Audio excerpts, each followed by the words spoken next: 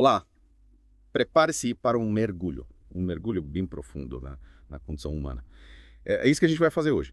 As nossas fascinações, os nossos medos, as maneiras como a gente tenta entender o mundo ao nosso redor. Tudo isso usando um romance como ponto de partida. É fascinante como esse romance, que se passa numa cidade americana aparentemente normal, consegue ir fundo nessas questões. Certo? Por fora tudo normal, vida cotidiana, familiar. Hum. Mas nas entrelinhas tem essa sensação de que as coisas não são o que parecem. Ansiedades ambientais, fascínio pela tecnologia, tudo borbulhando. Exatamente, duas realidades se entrelaçando. E logo na primeira página a gente já se depara com a passagem do celeiro mais fotografado, lembra? Sim, sim. As pessoas se aglomeram para ver um celeiro, não por sua beleza, mas por sua fama. É como se o ato de documentar se tornasse mais importante que a experiência em si. O que você acha disso? Tipo, o que isso diz sobre a gente? Acho que é uma crítica bem sagaz à nossa relação com a mídia, sabe? Somos bombardeados de imagens o tempo todo, desastres, celebridades, tragédias, e a gente consome tudo isso de forma, sei lá, compulsiva. Buscando algum sentido, talvez. Talvez.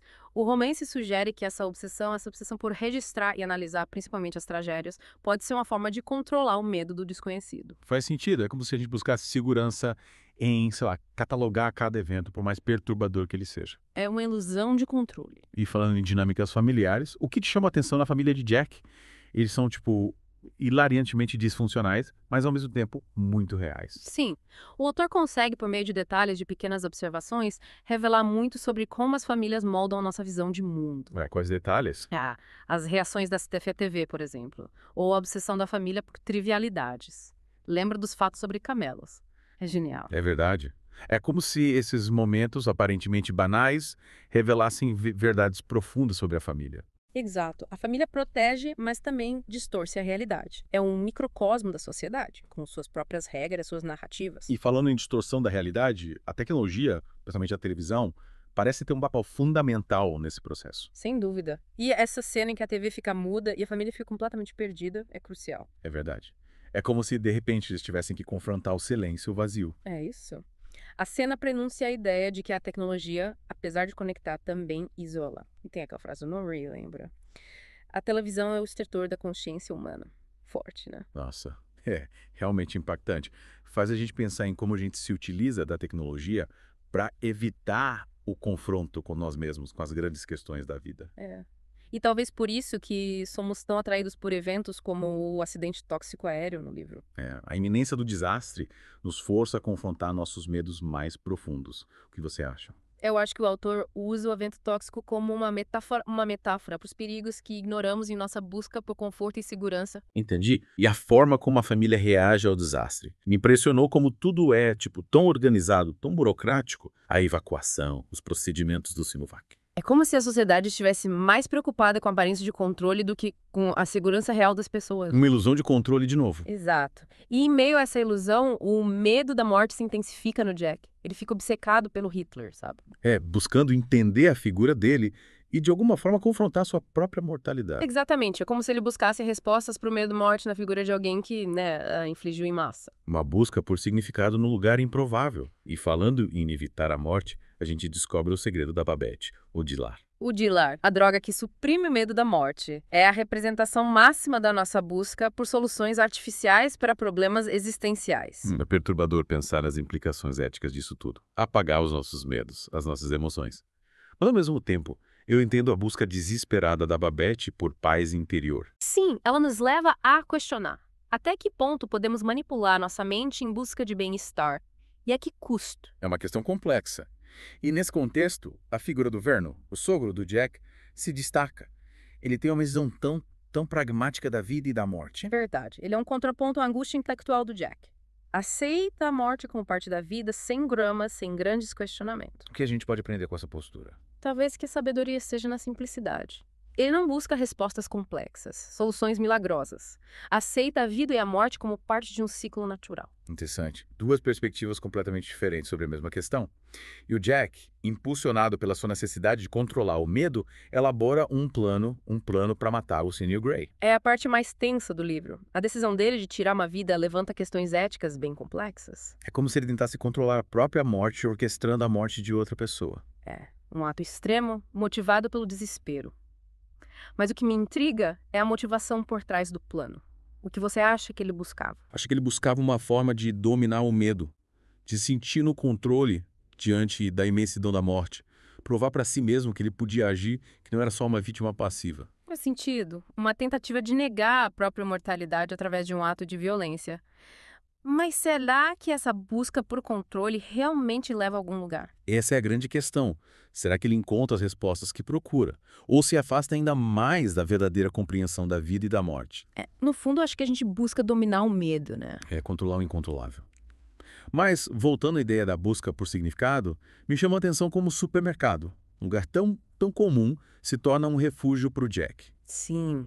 É como se, em meio ao caos e à incerteza, a familiaridade das compras, das prateleiras organizadas, trouxesse uma sensação de conforto, sabe? É tipo um porto seguro no meio da tempestade. Exatamente. O supermercado representando a ordem, a previsibilidade, a continuidade da vida. Um contraste com o medo da morte e a imprevisibilidade do mundo exterior. Faz sentido. E essa dualidade entre o familiar e o desconhecido também está presente na relação da cidade de Blacksmith com as grandes metrópoles, né? Sim, Blacksmith, representando a segurança do conhecido, enquanto as grandes cidades, o desconhecido, o perigo, a mudança. É tipo uma representação da nossa própria ambivalência em relação ao mundo. Exatamente. E essa tensão se intensifica com a chegada da Bee, a filha do Jack, que vem de Washington para visitar a família. Ah, a Bee. Ela é como um sopro de ar fresco na história. Tão perspicaz, observadora, questionadora. Concordo, ela perturba a dinâmica familiar, nos fazendo enxergar as nuances, as contradições daquela realidade. Ela traz uma perspectiva mais crítica, talvez até cínica, né? Sim. Yeah. E a chegada dela coincide com um evento perturbador no aeroporto. Dezenas de passageiros desembarcando de um avião visivelmente traumatizados. É verdade. E o que aconteceu nunca é explicitado, né? Não, mas contribui para essa atmosfera de mistério, de apreensão que permeia a narrativa. É tipo um presságio, talvez. Pode ser. E essa atmosfera de suspense é um dos pontos fortes do livro, né? O autor mistura o real e o imaginário, a banalidade e o extraordinário, criando essa sensação constante de algo que está prestes a acontecer. A gente fica o tempo todo na expectativa, esperando o próximo passo. Sim, a narrativa nos coloca em estado de alerta, assim como os personagens. E essa sensação de incerteza se intensifica durante o acidente tóxico aéreo.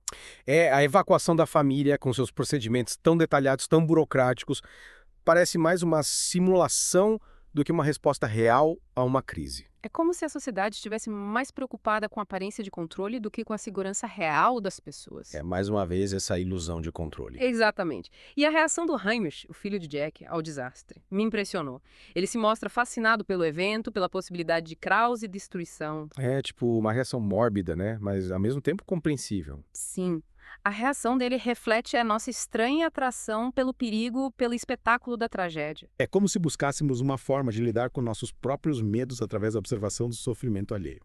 Talvez seja isso. E em meio a esse turbilhão de emoções, o tema da desinformação, a dificuldade em discernir a verdade da mentira, se torna ainda mais relevante. É verdade. A gente vê como a informação, ou a falta dela, pode moldar a nossa percepção da realidade. Sim. E como em momentos de crise a desinformação se espalha rapidamente, gerando medo, paranoia, decisões erradas. A gente se torna vulnerável. E o Jack, em sua busca por conhecimento e controle, se volta para o estudo do Hitler, né? Tentando entender a mente de um ditador. É uma escolha intrigante. Buscar respostas para suas angústias na figura de alguém que representava o extremo oposto daquilo que ele buscava. Paz e controle. É como se ele tentasse entender o mal, desvendar seus mecanismos para se proteger dele. E essa busca, como já vimos, o leva por um caminho perigoso, culminando no plano para matar o Sr. Grey. Um ato extremo de desespero, né? Ele acredita que, ao eliminar a fonte do Jailer, poderá controlar o seu próprio destino. Mas será que essa é a verdadeira solução para os problemas dele? Será que eliminar o medo da morte é a resposta? É uma pergunta que fica no ar. E o encontro dele com as freiras, depois de desistir de matar o Sr. Grey, parece reforçar a ideia de que soluções fáceis e imediatas raramente funcionam. É verdade. As freiras representam a aceitação, a compaixão, a busca por paz interior através da fé. Elas não oferecem respostas prontas, mas o ajudam a encontrar um novo caminho. Um caminho baseado na humildade, na reconciliação consigo mesmo. Uma mudança sutil, mas profunda. Ele abandona a busca por controle e começa a enxergar a vida e a morte sob uma nova perspectiva. E essa nova perspectiva se reflete na cena final do supermercado, que agora assume um significado ainda mais profundo. O supermercado representando a beleza da vida cotidiana, a aceitação do ciclo natural de nascimento e morte. E essa aceitação, por mais difícil que seja, parece ser a chave para encontrar paz interior. E essa aceitação, essa ideia de voltar para o simples, talvez seja um antídoto para essa ansiedade toda, né? Que a gente sente na sociedade moderna. Ah. O que você acha? Com certeza, o livro nos faz questionar como a gente lida com os nossos medos, com as incertezas. Será que essa nossa fascinação por desastres, por eventos, sei lá, grandiosos e catastróficos, não é uma forma de evitar as ansiedades do dia a É dia? tipo fugir das coisas pequenas, da rotina. Talvez a gente se distraia com o espetáculo do caos para não ter que lidar com os pequenos dramas da vida, com a rotina, com a inevitabilidade da morte. Faz sentido. É como se a gente precisasse de adrenalina, de urgência, para sentir que estamos realmente vivos. E o livro explora bem essa tensão, né? Entre a busca por excitação e a necessidade de segurança. E os personagens, cada um do seu jeito, representa essa luta de forma muito humana, né? Sim, o Jack, com a sua intelectualização da morte. A Babette, com a busca desesperada por uma cura química. O Heinrich, com a sua fascinação meio mórbida por desastres. Todos eles, no fundo, estão lidando com as mesmas questões.